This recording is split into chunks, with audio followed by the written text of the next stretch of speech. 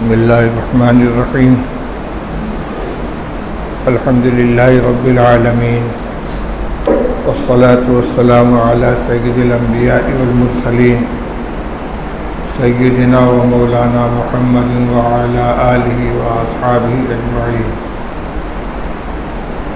अम्मा बाद, फ़अन सलमान अल-फ़ारसी रज़ियल्लाहु तआला अन्हु क़ाल ख़तबना रसूलुल्लाह सल्लल्लाहु अलैहि वसल्लम फ़ी आख़िर यौम मिन शअबान फ़क़ाल या अय्युहन्नास क़द अज़ल्लकुम शहरुन अज़ीम शहरुन मुबारक शहरुन फ़ीहि लैलतुन हिय खैरुन मिन अल्फ़ि शहर इला आख़िरिल हदीस। मुहतरम बुज़ुर्गों, अज़ीज़ों और भाइयों, रमज़ान मुबारक का बाअज़मत महीना हमारे सरों पर साया फ़गन है और चंद ही दिनों के बाद इस महीने का आगाज़ होने वाला है। हज़रत नबी करीम सल्लल्लाहु तआला अलैहि वसल्लम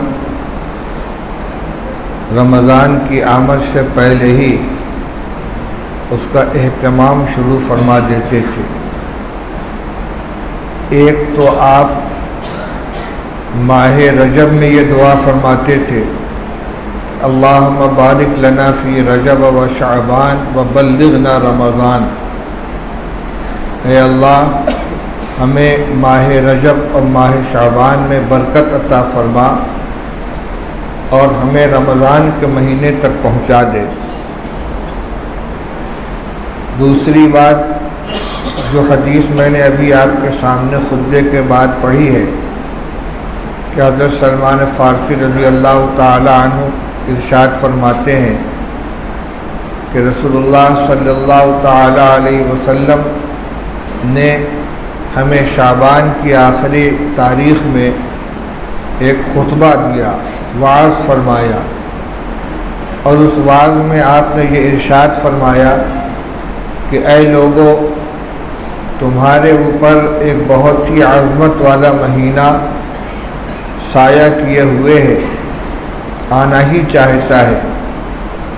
जो महीना बड़ी बरकत वाला है, उस महीने में एक रात ऐसी है जो 1000 महीनों से बेहतर है। उसके बाद रसूलुल्लाह सल्लल्लाहु अलैहि वसल्लम ने माह मुबारक की ख़ुसूसियात, इसमें किए जाने वाले आमाल और उनकी फ़जीलतें, अज्र व सवाब और क्या क्या इसके अंदर मतलूब है, उन सब की तफसील बयान फरमाई। मैं इस वक्त आपके सामने हदीस की पूरी तफसील पेश नहीं करूँगा, क्योंकि आम तौर से मस्जिदों में रमज़ान की इब्तिदाई दिनों में फ़ज़ाइल रमज़ान पढ़कर सुनाया जाता है और उसके शुरू में सबसे पहले सलमान फ़ारसी रज़ी अल्लाह ताला अन्हु की यह हदीस पूरी वज़ाहत के साथ मौजूद है, आप उसमें समाअत फरमाएंगे। इस वक्त तो मेरी गुफ्तगू का मकसद ये है कि ये महीना साल में एक मरतबा आता है। कोई गारंटी नहीं है कि इस साल जिसको महीना मिल रहा है अगले साल भी उसको रमज़ान मुबारक मिल ही जाएगा। रोज़ाना हम देखते हैं लोगों के जनाजे उठ रहे, इंतकाल की ख़बरें आ रही हैं। इसमें मुअम्मर भी हैं, नौजवान भी हैं, बीमारियों से नबरदाज़मा होकर दुनिया से रुखसत होने वाले भी हैं, अचानक बीमारी का शिकार होकर चंद रोज़ में इंतकाल करने वाले भी हैं, और अचानक, बिल्कुल अचानक दुनिया से जाने वाले भी हैं। इसलिए इस साल जिसको रमज़ान मुबारक मिल जाए उसे पूरी मेहनत करके इसको वसूल करने की कोशिश करनी चाहिए।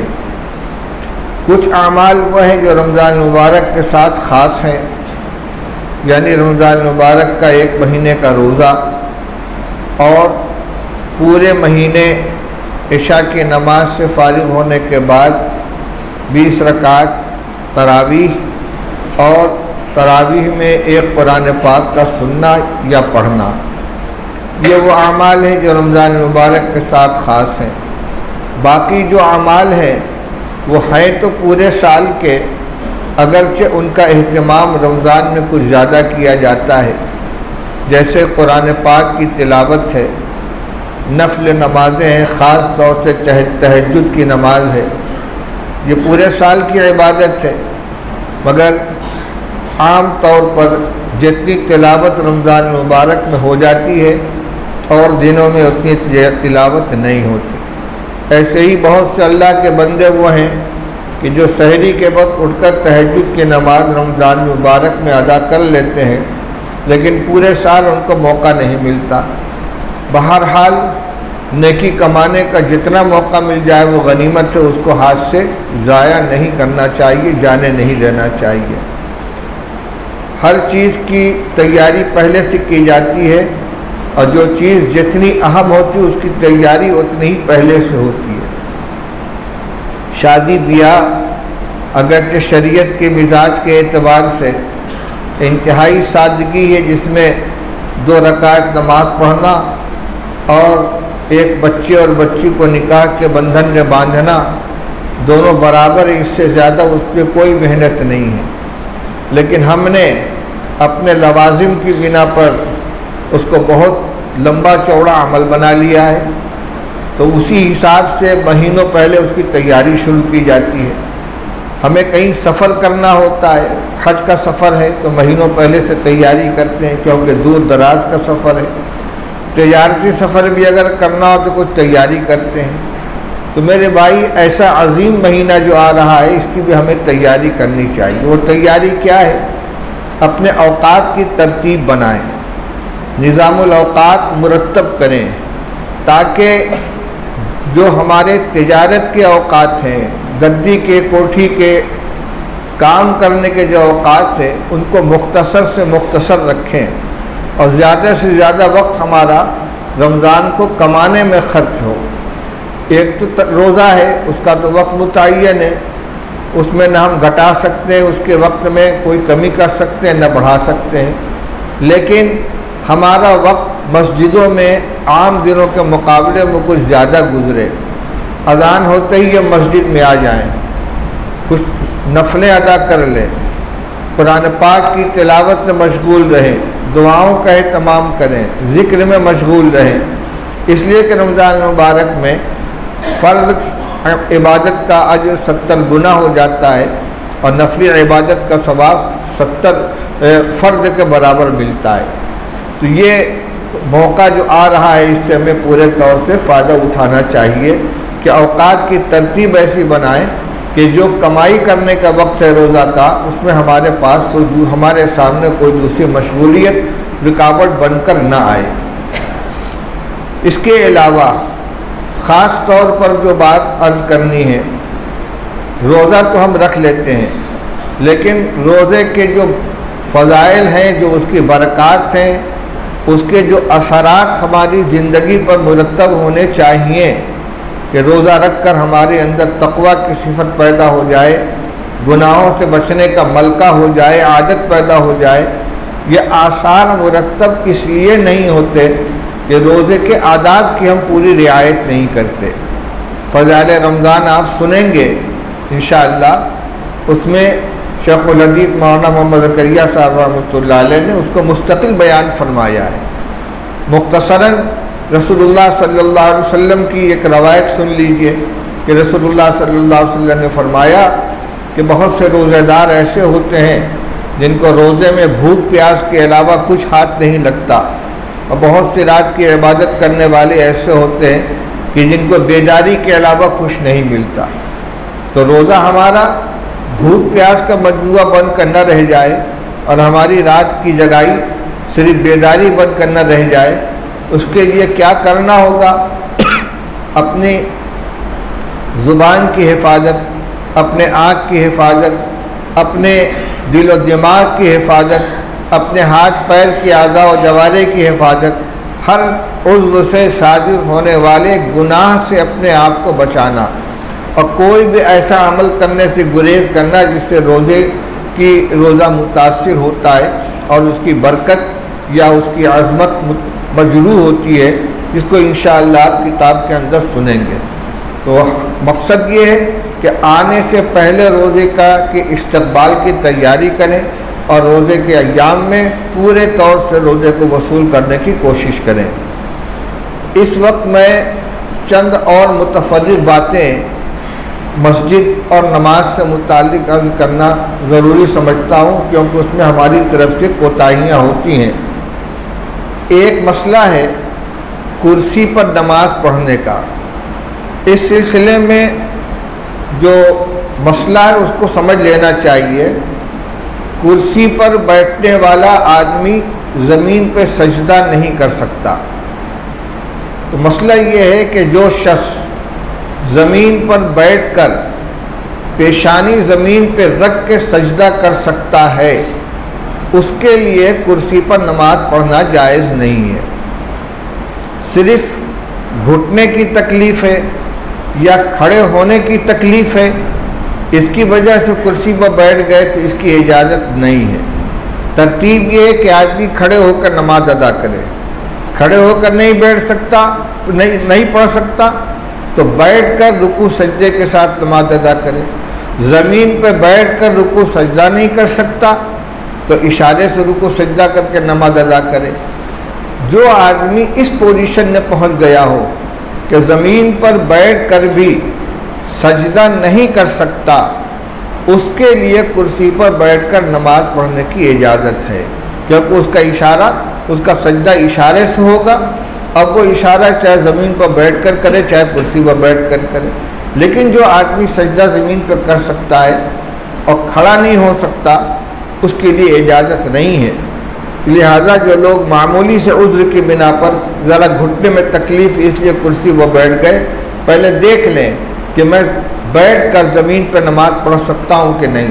चाहे पैर फैला कर ही पढ़ सकते हों, लेकिन पेशानी ज़मीन से टिक सकती है, तो ऐसी सूरत में सजदा फ़र्ज़ है, ये साक़ित नहीं होगा और नमाज नहीं होगी। एक बात तो इसको ज़हन में रखना चाहिए, और ये मसला पहले भी बयान किया जा चुका है। दूसरा मसला है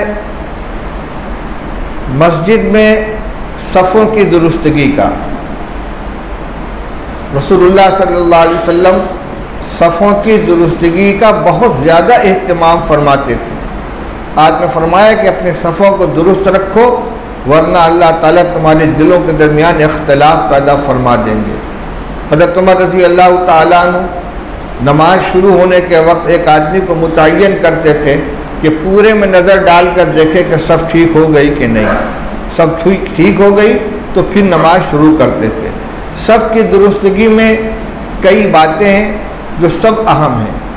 नंबर एक ये कि सफ़ें सीधी हो, और सफ़ के सीधी होने में एड़ी का एतबार है, आगे की उंगली का एतबार नहीं है।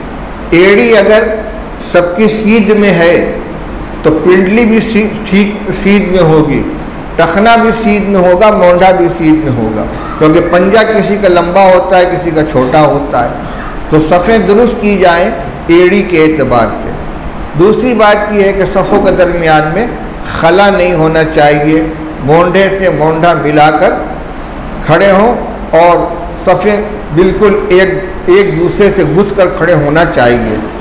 दूसरी बात, पहली सफ़ मुकम्मल होने के बाद ही दूसरी सफ़ में आदमी खड़ा हो। ऐसा न हो कि पहली सफ़ के अंदर जगह खाली है और पिछली सफ़ में नियत बांध ली। कभी कभी लोग रुकू पाने के लिए जल्दी में पीछे आकर नमाज में शामिल हो जाते हैं, ये सही नहीं है। ऐसे ही अगर अगली सफ़ मुकम्मल हो चुकी हो तो अकेला आदमी पिछली सफ़ में आकर नियत न बांधे, इंतज़ार कर ले रुकू तक। अगर कोई रुकू में आ गया तो उसके साथ खड़े होकर सफ़ लगाए, और अगर कोई नहीं आया तो मजबूरी है। असल मसला तो यह है कि ऐसी सूरत में अगली सफ़ से किसी को खींच के अपने साथ खड़ा कर लेना चाहिए। लेकिन आजकल चूँकि मसाइल से आमतौर से वाकिफियत नहीं है। किसी आगे वाले को खींचेंगे तो उसकी भी नमाज जाएगी और पीछे वाले की भी। तो क्या बात है, क्यों खींच रहे हो, बोल देगा नमाज ज़ाया हो जाएगी। इसलिए इतना कर लें कि रुकू तक इंतज़ार कर लें। जब ये अंदेशा हो कि अब रकात चली जाएगी तो फिर नियत बांध लें। तीसरी चीज़ ये है कि सफ़ों में जो तरतीब है कि बालिग लोग आगे खड़े हों और उसके बाद बच्चों की सफ़ हो। अगर कोई अकेला बच्चा है तो उसको किनारे खड़ा कर दिया जाए। इसमें दो तरह की कोताही होती है। एक तो ये कि बच्चों की सफ़ लग जाती है और बड़े आकर पीछे अपनी सफ़ लगाते हैं। तो जहाँ जितनी जमात होती है आम तौर से, उस एतबार से आगे की सफ़ खाली छोड़कर बच्चों की सफ़ पीछे लगानी चाहिए। अब सवाल ये हो सकता है कि जब जमात शुरू हो जाएगी तो बच्चे के आगे से गुज़र कर जाना पड़ेगा। तो जमात शुरू हो जाने के बाद सफ़ को दुरुस्त करने के लिए अगर बच्चे के आगे से आप गुज़र कर आगे जाते हैं तो इसकी मुमानात नहीं है। और दूसरी बात ये कि मसबूक जो होते हैं, जिन लोगों की आम तौर से आदत ये है कि जमात शुरू हो गई, घड़ी देख रहे हैं, अब बिल्कुल जमात का वक्त हो गया तब घर से निकले, तो यकीनन रकात छूटेगी। तो 1-2 मिनट पहले आ जाएं ताकि जो सफ़ों की तरतीब है इब्तिदा से कायम रहे। बड़े लोगों की सफ़ आगे लग जाए, बच्चे पीछे लग जाएं। जब मसबूक लोगों की तादाद ज़्यादा होती है तब इस तरह की दिक्कत पैदा होती है। तो बच्चों को बच्चों की सफ़ जो पीछे होनी चाहिए। इसी तरह बच्चों को दरमियान सफ़ में खड़ा करना गलत है। बहुत से लोग अपने छोटे बच्चों को अपने बगल में बैठा लेते हैं, खड़ा करा लेते हैं, इससे नमाज मकरूह होती है। इसलिए या अगर आपको अपने साथी बच्चे को रखना है तो आप बिल्कुल किनारे बैठिए और दीवार के करीब बच्चे को किनारे खड़ा कर लीजिए। और अगर ऐसा नहीं है तो दरमियान सफ़ के अंदर बच्चों को नहीं खड़ा करना चाहिए।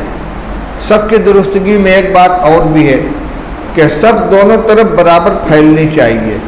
कभी कभी ऐसा होता है कि एक आदमी खड़ा हो गया, उसके बगल में एक आदमी खड़े होते चले गए, दाएं तरफ को सफ़ फैलती चली गई, बाएं तरफ खाली है, या बाएं तरफ फैलती चली गई, दाएं तरफ खाली है। ऐसा नहीं, आने वाले को देखना चाहिए कि किधर खाली है उस तरफ खड़े हो जाएं। 1-2 आदमी के फ़र्क पड़ जाए तो वो तो पड़ता रहता है, लेकिन एकदम एक तरफा सफ़ लगे तो ये मुनासिब नहीं है। इसी तरह नमाज से मुतालिक एक मसला है, नमाजी के आगे से निकलने और नमाजी के आगे से गुज़रने का। ये मसला जितना सख्त है हम लोग उसकी अहमियत का अंदाज़ा नहीं करते। एक हदीस में है कि एक सहाबी ने कहा कि रसूलुल्लाह सल्लल्लाहु अलैहि वसल्लम ने फरमाया कि अगर नमाजी के आगे से गुज़रने वाले को मालूम हो जाए कि उसको कितना गुनाह होगा तो 40 तक वो खड़ा रह जाए। पूछने वाला ने पूछा 40 दिन का मुझे नहीं मालूम, का 40 महीना का मुझे नहीं मालूम, का 40 साल का मुझे नहीं मालूम।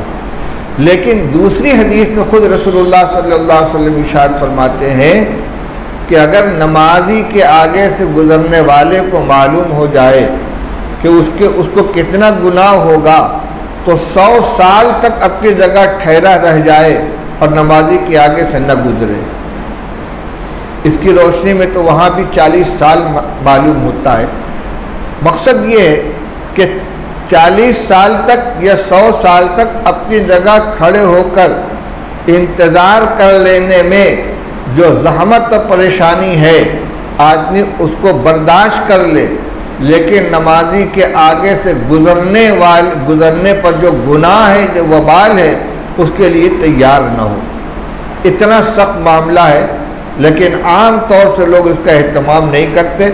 सलाम फेंक कर उठे और बगैर पीछे देखे हुए कि कोई नमाज पढ़ रहा है कि नहीं, जिधर से जाना गुजरते चले गए। ऐसा नहीं करना चाहिए, बल्कि पीछे देख लेना चाहिए कि इधर से निकलना है कि इधर से निकलना है, किसी नमाजी के आगे से गुजर नहीं होना चाहिए।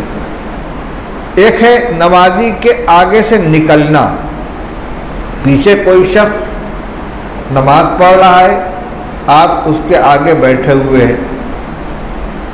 अच्छा तो ये है कि अगर उसके सलाम फेरने का इंतज़ार कर लें, बहुत अच्छा है, थोड़ी देर लगेगी। और ख़ास तौर से अगर वो तहियात के अंदर बैठा है तो देख लें, अगर वो सलाम फेरने वाला है तो 1 मिनट 2 मिनट इंतज़ार कर लें, और जब वो सलाम फेर ले तो निकल जाए। लेकिन अगर उजलत है तो ये देखना चाहिए कि बिल्कुल इमाम के, वो नमाज पढ़ने वाले के आगे हैं या दाएं तरफ या बाएं तरफ, किसी तरफ थोड़ा सा खसके हुए हैं। अगर एक तरफ को खसके हुए मसलन तो ज़रा सा दाएं है तो दाएं से निकल जाएं, ज़रा सा बाएं है तो बाएं से निकल जाएं, और बिल्कुल बीच में है तो गुंजाइश है दोनों तरफ से निकलने की। ये गुंजाइश की बात है। अच्छा यही है कि उसके सलाम फेर लेने का इंतज़ार कर लिया जाए और नमाजी के आगे से बिल्कुल न निकला जाए। इसका एहतमाम लोग नहीं करते, और ये बड़ी यानी सख्त वईद इसके लिए है कि बहुत बड़ी मस्जिद होती है, 100 गज़ लंबी, 100 हाथ लंबी, 100 हाथ चौड़ी, या 40, कम से कम 40 हाथ लंबी, 40 हाथ चौड़ी, तो वहाँ ये हुक्म है कि जब नमाजी नमाज पढ़ रहा हो और सज्जागाह पर निगाह रखे हुए हो तो जितनी दूर तक की चीज़ खुद ब खुद महसूस होती है, तकरीबन 3-4 सफ़ उसके आगे से गुज़र सकते हैं। लेकिन हमारे यहाँ जितनी मस्जिदें हैं इनमें कोई मस्जिद उस हद के अंदर नहीं आती। दिल्ली की जामे मस्जिद है, इस तरह की जो मस्जिदें होती हैं वो बड़ी मस्जिद कहलाती हैं। या मैदान में कोई खुली जगह नमाज पढ़ रहा है, वहाँ ये हुक्म है कि 4-5 सफ़ के आगे से गुज़र सकते हैं। लेकिन जो हमारी मस्जिदें हैं मोहल्ले की, आम तौर से इतनी बड़ी मस्जिद में नमाजी के आगे से गुज़रने की गुंजाइश नहीं है। इसी सिलसिले की एक बात और, नमाज की नीयत बांधने वाले को भी यह ख्याल करना चाहिए कि ऐसी जगह नीयत न बांधे कि गुज़रने वाले को परेशानी हो। मसलन दरवाज़ा इधर है और इधर सारा रास्ता बंद है, और ऐसी जगह खड़े हो गए कि उस रास्ते के अलावा कोई रास्ता नहीं जाने का, वहाँ दरमियान में नियत बांधे हुए हैं। जमात की नमाज में तो आदमी को जमात में शामिल होना है, लेकिन तन्हा नमाज पढ़ने वाला ऐसी जगह खड़ा हो नियत बांधे कि किसी दूसरे को परेशानी न हो। हज़रत उमर रज़ी अल्लाह ताला अन्हु ने एक शख्स को देखा कि खंबे के पीछे बैठा हुआ बात कर रहा है, तो उसको उठाकर वहाँ से हटा दिया, कहा यह नमाज पढ़ने वाले की जगह है। क्या मतलब? जिसको नियत बांधनी हो वो देखे, अगर कोई खंबा है या जो पखवैया है, कोई खिड़की है, उसके पीछे खड़े होकर नियत बांध ले, और जब सलाम फेर ले तो वहाँ से हट जाए। ऐसा भी होता है, सुन्नत की नियत बांधी, सुन्नत पढ़ के वहीं बैठे हुए हैं। अब एक आदमी आता है और नमाज पढ़ना चाहता है, 4 खंबे हैं, चारों के पीछे आदमी बैठे हुए हैं, तो वो नमाज पढ़ने वाले के लिए जगह है ताकि सुतरा कायम रहे, वहाँ खड़े होकर नमाज पढ़ लें, और नमाज से फारिग होने के बाद वहाँ से खिसक जाएं ताकि दूसरे नमाज पढ़ने वाले को वहाँ जगह मिल सके। ये चंद बातें जो याद आई आपके सामने अर्ज़ कर दी हैं। एक तो कुर्सी पर नमाज पढ़ने का मसला, दूसरे नमाजी के आगे से गुज़रने का, तीसरे सफ़ों की दुरुस्तगी का, ख़ास तौर से बच्चों को सब में शामिल करने का। और फिर अपनी बात ख़त्म करता हूँ पहली गुफ्तगू पर कि रमज़ान मुबारक का महीना आ रहा है, इसको बहुत एहतमाम के साथ हासिल करने की कोशिश करें, ज़्यादा से ज़्यादा उसकी बरकतें हासिल करें, कुरान पाक की तिलावत की कसरत करें, और उसमें रसूलुल्लाह सल्लल्लाहु अलैहि वसल्लम ने जिन जिन कामों को ज़्यादा करने का हुक्म दिया है, कलमा शहादत अशहदु अल्ला इलाहा इल्लल्लाह व अशहदु अन्ना मुहम्मदन अब्दुहु व रसूलुहु, इसी तरह इस्तग़फ़ार अस्तग़फ़िरुल्लाह रब्बी मिन कुल्लि ज़ंबिन व अतूबु इलैहि, इसकी कसरत करने का हुक्म है। ऐसे ही जन्नत की दुआ और जहन्नम से पनाह, अल्लाहुम्मा इन्नी असअलुकल जन्नत व अऊज़ु बिका मिनन नार, इसका एहतमाम करें। रमज़ान के पहले अशरे में रहमत की दुआ करें, अल्लाह कि अल्लाह मेरे ऊपर रहम फरमा, ऊपर रहमत नाजिल फरमा। दूसरे अशरे के अंदर मग़फ़िरत की दुआ करें, और तीसरे अशरे के अंदर जहन्नम से खलासी की दुआ करें। ये सारी तफसीलात फ़ज़ाइल रमज़ान की पहली हदीस के अंदर मौजूद है। उसको गौर से सुने और उसके अंदर जो हिदायत मिले उन पर अमल करने की कोशिश करें। अल्लाह ताला हम सबको अमल की तौफ़ीक़ अता फ़रमाए। व आखिर दावाना अल्हम्दुलिल्लाहि रब्बिल आलमीन।